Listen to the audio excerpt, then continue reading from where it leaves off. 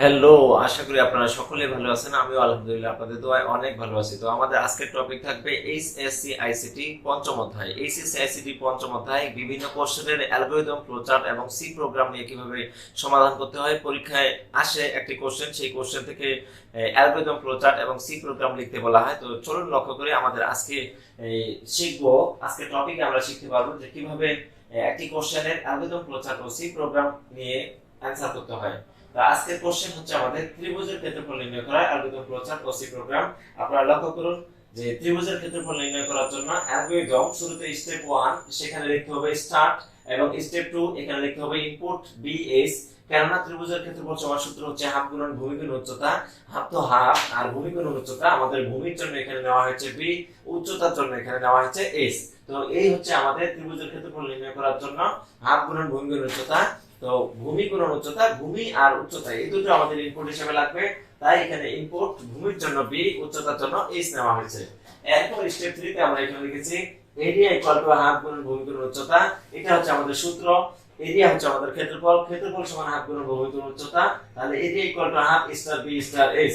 বিষয় হচ্ছে এখানে স্টার কেন দেওয়া হয়েছে, সি প্রোগ্রামিং অঙ্কে গুণ চিহ্নের বদলে স্টার চিহ্ন দিতে হয়। গুণ চিহ্নের বদলে স্টার চিহ্ন দিতে হয়, সেহেতু হাফ গুণন গুণ না দিয়ে এখানে দেওয়া হয়েছে স্টার। বি গুণন ভূমি গুণন উচ্চতা, ভূমির জন্য বি গুণন উচ্চতা, গুণনের বদলে এখানে দেওয়া হয়েছে স্টার। তাহলে গুণ চিহ্নের বদলে স্টার চিহ্ন ব্যবহার করা হয় সি প্রোগ্রামিং অঙ্কে। আশা করি আমরা বুঝতে পেরেছি। ক্ষেত্রফল সমান হাফ গুণন ভূমি গুণন উচ্চতা, গুণ গুণ এই গুণকে স্টার দেওয়া হয়েছে। এরপর স্টেপ 4 এ আমরা লিখব প্রিন্ট এরিয়া। প্রিন্ট এরিয়া আমরা যে সূত্রটা এখানে প্রয়োগ করছি সেই সূত্রটাকে আমরা এবার এখানে প্রিন্ট করে দেব। এই জন্য লেখা হবে প্রিন্ট এরিয়া। এরপর সবশেষে লিখতে হবে ইন্ট। তাহলে অ্যালগরিদমের উত্তর লেখার নিয়ম হচ্ছে শুরুতে কোনো একটা অঙ্ক শুরু করার পূর্বে লিখতে হবে স্টার্ট, এবং অঙ্কটা শেষ হয়ে গেলে দিতে হবে ইন্ট। এরপর স্টার্টের পরে দ্বিতীয় স্টেপের নাম হচ্ছে ইনপুট। এখানে ইনপুট আমরা এখানে বি এস নিয়েছি। তো কোশ্চেনের উপর নির্ভর করবে আমরা এখানে ইনপুট কি নিব। তাহলে একটি কোশ্চেনে কোন সূত্রটি প্রয়োগ করতে লাগবে, সেই সূত্রের জন্য কি কি লাগবে মান, সেই মানগুলো কিন্তু আমরা এখানে ধরে নিব। এখানে ত্রিভুজের ক্ষেত্রফল সমান সূত্র হাফ গুণন ভূমি গুণ উচ্চতা, যেখানে ভূমি এবং উচ্চতার প্রয়োজন, সেই ক্ষেত্রে এখানে ভূমির জন্য বি, উচ্চতার জন্য এস কিন্তু নেওয়া হয়েছে। আশা করি আমরা বুঝতে পেরেছি। তো এইভাবে কিন্তু আমাদের অ্যালগরিদম লিখতে হবে, এবং ফ্লোচার্ট খুবই সহজ। অ্যালগরিদম গুলোকে ফ্লোচার্ট কিছু চিত্রের মাধ্যমে উপস্থাপন করতে হবে। তাহলে এখানে স্টার্ট, এটাও স্টার্ট, এখানে ইনপুট বিএস, এটাও ইনপুট বিএস, এটা হচ্ছে এরিয়া সমান হাফ গুণন ভূমি গুণ উচ্চতা, এটা এরিয়া সমান হাফ গুণন ভূমি গুণ উচ্চতা, এটা হচ্ছে প্রিন্ট এরিয়া, এখানেও প্রিন্ট এরিয়া, এটা ইঞ্চ, এখানেও ইঞ্চ। তো বিষয় হচ্ছে অ্যালগরিদম গুলোকেই কিন্তু ফ্লোচার্টের মাধ্যমে লেখা হয়েছে। শুধু একটি বিষয় এখানে জানতে হবে, সেটি হচ্ছে শুরু এবং শেষের জন্য কোন চিত্র ব্যবহার করা হচ্ছে। শুরু এবং শেষের জন্য ডিম্বাকৃতির চিত্র ব্যবহার করা হচ্ছে, যেটা ডিমের মতো আকৃতি, সেটাই হচ্ছে ডিম্বাকৃতির চিত্র। তো আমাদের এই বিষয়টি খেয়াল রাখতে লাগবে যে শুরু এবং শেষের জন্য ডিম্বাকৃতির চিত্র ব্যবহার করতে হয়, আর ইনপুট এবং প্রিন্টের জন্য সামান্তরিক চিত্র ব্যবহার করা হয়, আর মাঝখানে যত প্রক্রিয়াকরণ কাজ থাকবে সেগুলো অবশ্যই আয়তক্ষেত্রের চিত্রের মাধ্যমে দিতে হবে। তো শুরু এবং শেষের জন্য অবশ্যই ডিম্বাকৃতির চিত্র, ইনপুট এবং প্রিন্টের জন্য অবশ্যই সামান্তরিকের চিত্র, এবং হতে পারে মাঝখানে 2-3টা প্রসেসিং লাইন। তো মাঝখানে যতগুলো লাইন থাকবে প্রত্যেকটি লাইন কিন্তু আয়তক্ষেত্রের চিত্রের মাধ্যমে উপস্থাপন করতে হবে। অবশ্যই শুরু এবং শেষ ডিম্বাকৃতির চিত্র, এই ইনপুট এবং প্রিন্ট এই দুটো সামান্তরিকের চিত্র, এবং মাঝখানে যে লাইন থাকবে বা যে লাইনগুলো থাকবে তাদেরকে আয়তক্ষেত্রের চিত্রের মাধ্যমে উপস্থাপন করতে হবে। এই হচ্ছে আমাদের ফ্লোচার্ট। তো আমরা শিখলাম অ্যালগরিদম এবং ফ্লোচার্ট কিভাবে ত্রিভুজের ক্ষেত্রফল নির্ণয় করা, অ্যালগরিদম, ফ্লোচার্ট শিখতে হয় সেই বিষয় নিয়ে কিন্তু আমরা এখানে আলোচনা করলাম। তো আশা করি আমরা বুঝতে পেরেছি। তো আমরা এখন শিখব কিভাবে সি প্রোগ্রাম লিখতে হয়। ত্রিভুজের ক্ষেত্রফল নির্ণয় করার অ্যালগরিদম, ফ্লোচার্ট ও সি প্রোগ্রাম। এখন আমরা শিখব কিভাবে সি প্রোগ্রাম নির্ণয় করতে হবে ত্রিভুজের ক্ষেত্রফলে। তো ত্রিভুজের ক্ষেত্রফল নির্ণয় করার সি প্রোগ্রাম আমরা এখানে এখন আলোচনা করব।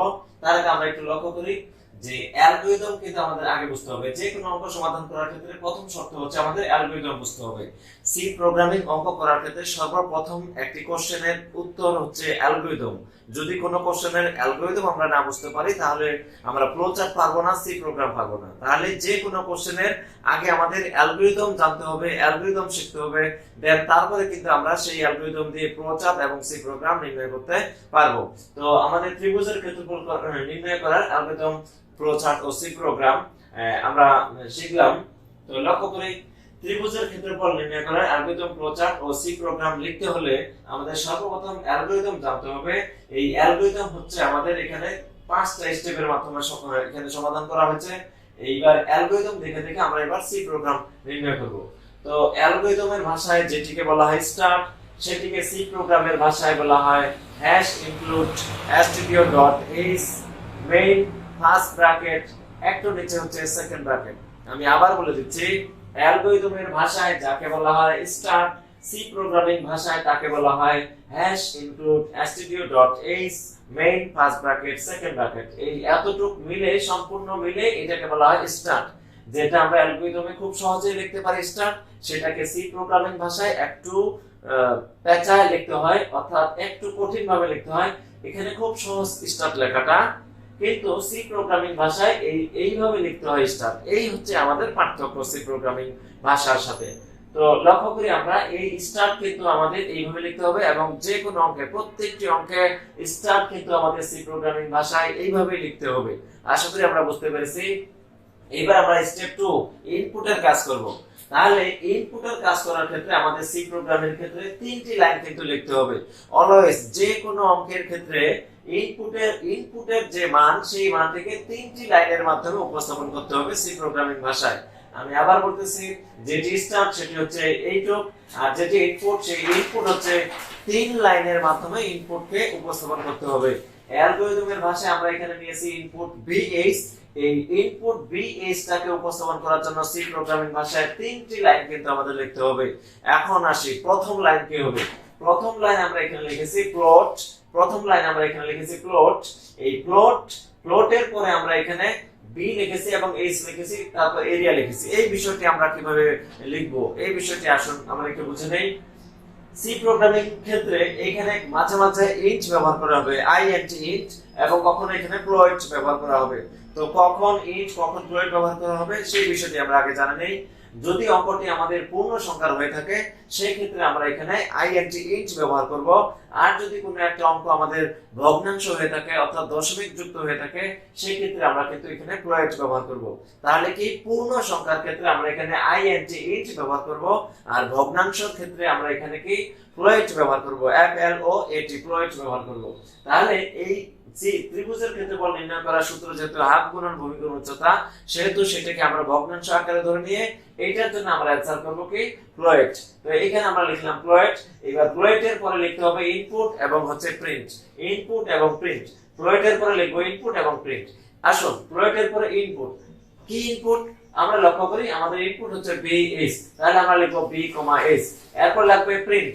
তো কি আমাদের প্রিন্ট হচ্ছে আমাদের এরিয়া। তাহলে প্লটের আওতায়, প্লটের মধ্যে আমাদের প্রথমে লেখাতে হবে যে ইনপুট কি কি তাদেরকে লিখতে হবে, এবং শেষে কিন্তু আমাদেরকে প্রিন্ট লিখতে হবে।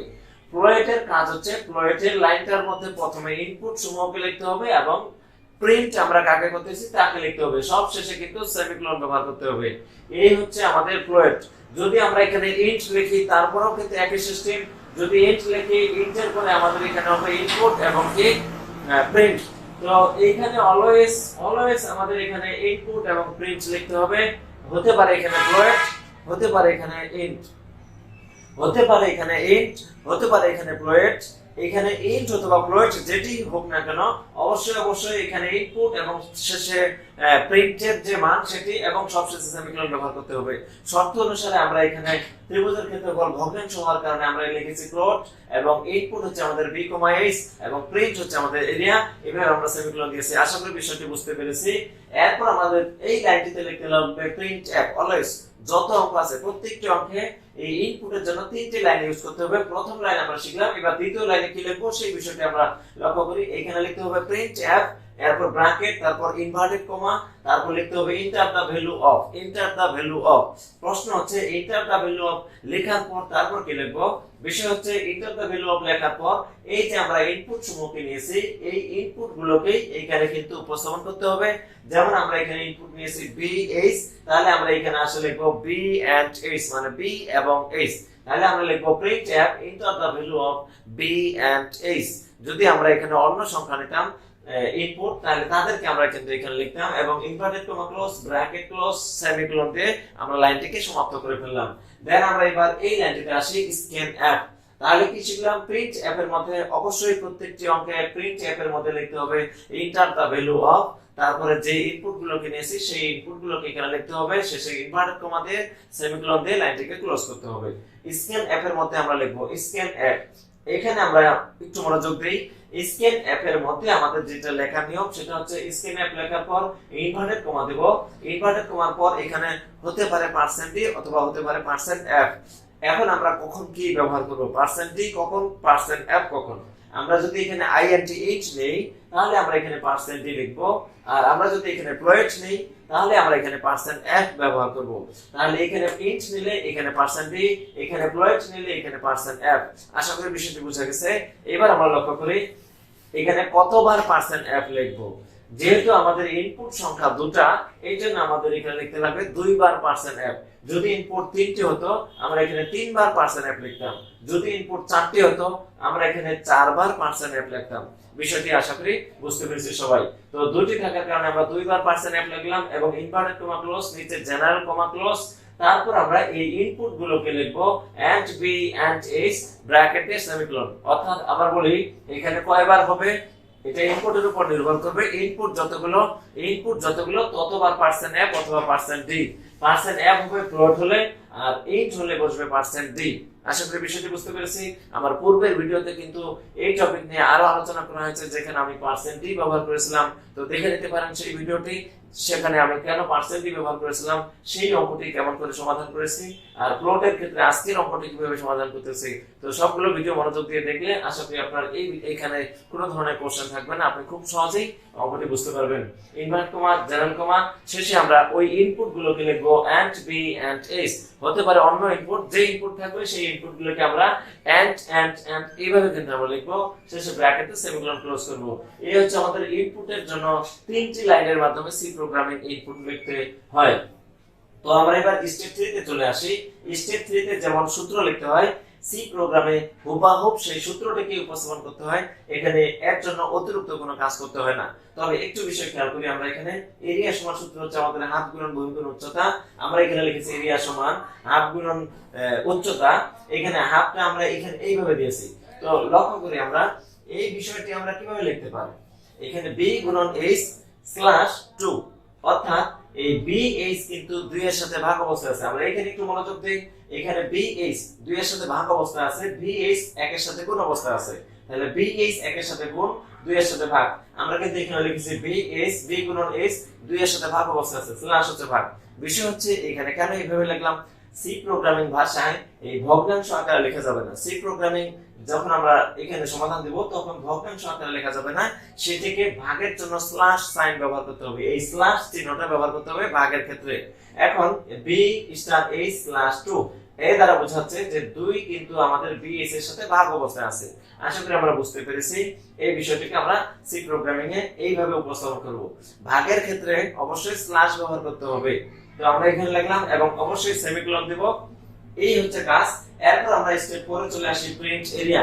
প্রিন্ট এরিয়া এই লাইনটাকে আমরা এখানে কিভাবে লিখব, যেটা অ্যালগরিদমে প্রিন্ট করতে হয় সেটা সি প্রোগ্রামে কিভাবে প্রিন্ট করতে হয়।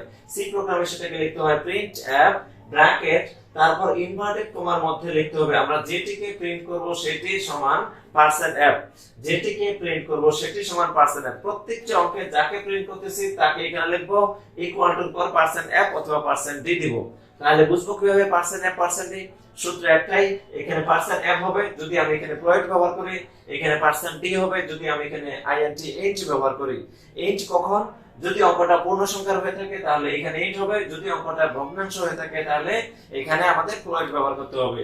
তো যেহেতু আমাদের ত্রিভুজের ক্ষেত্রফল হাফ গুণন ভূমি গুণ উচ্চতা ভগ্নাংশ রিলেটেড, সেহেতু আমরা এখানে প্লট ব্যবহার করছি। এখানে প্লট ব্যবহার করার কারণে এখানে আমাদের এরিয়া সমান %f নেওয়া লাগছে। এরপর এখানে ইনভার্ট কমা ক্লোজ, এখানে জেনারেল কমা ক্লোজ, এবং যাকে আমরা এখানে অ্যানসার বের করতেছি প্রিন্ট করতেছি তাকে আমরা এখানে দেখে দেখে লিখবো এবং ব্র্যাকেটে আমরা সেমিকোলন ক্লোজ করে দেব। আশা করি আমরা বুঝতে পেরেছি। প্রিন্ট অ্যালগরিদমে যাকে প্রিন্ট করা হয় সেটিকে সি প্রোগ্রামিং ভাষায় কিভাবে প্রিন্ট করা হয়। তো এখানে লেখা আছে প্রিন্ট অ্যাপ ইনভার্টেড কমা যাকে প্রিন্ট করব সেটি সমান পার্সেন্ট অ্যাপ অথবা পার্সেন্ট ডি। কখন পার্সেন্ট অ্যাপ কখন পার্সেন্ট ডি আশা করি সবাই বুঝতে পেরেছি। ইনভার্ট কমা ক্লোজ, এবার যাকে আমরা এখানে লিখব সেটি এখানে দেখে লিখব ব্র্যাকেট দিয়ে সেমিকোলন, এবং সবশেষে আমাদের যেটা অ্যালগরিদমের ভাষায় ইন্ট বলা হয় সেটিকে সি প্রোগ্রামিং ভাষায় সেকেন্ড ব্র্যাকেটটাকে দিয়ে ইন্ট বোঝানো হয়।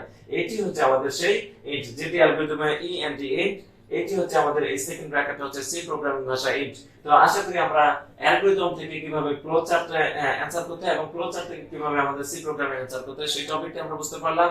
আমরা আজকের টপিকে শিখতে পারলাম যে ত্রিভুজের ক্ষেত্রফল নির্ণয় করার জন্য অ্যালগরিদম, ফ্লোচার্ট ও সি প্রোগ্রাম।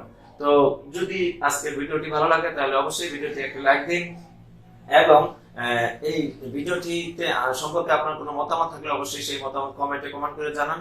ভিডিওটি আপনার বন্ধুদের মাঝে শেয়ার করতে পারেন, যে বন্ধুরা আপনাদের প্রিয় বন্ধু বা আপনাদের বেস্ট বন্ধু। আপনি যেমন এই ভিডিও থেকে যদি সামান্যতম উপকৃত হয়ে থাকেন তাহলে আপনি আপনার বন্ধুর কাছে এই ভিডিওটির লিংক উপহার দিতে পারেন, যে সেও এই ভিডিও থেকে সামান্যতম উপকৃত হতে পারে হয়তোবা। তো এই হচ্ছে আমাদের আজকের টপিক। তো আমি কিন্তু এরকম নতুন নতুন ভিডিও প্রতিদিন কিন্তু আপলোড করে থাকতেছি। এই জন্য যদি আমার ভিডিওটি আপনার ভালো লাগে তাহলে, এবং প্রতিদিন যদি আমার এই ভিডিওগুলো আপনি পেতে চান তাহলে অবশ্যই চ্যানেলটি সাবস্ক্রাইব করে রাখুন। আর যদি অলরেডি সাবস্ক্রাইব করে রাখেন তাহলে তো আপনাকে অসংখ্য ধন্যবাদ। তো দেখা হবে পরবর্তী ভিডিও। এই পর্যন্ত আমরা ভালো থাকি, সুস্থ থাকি। আল্লাহ হাফেজ।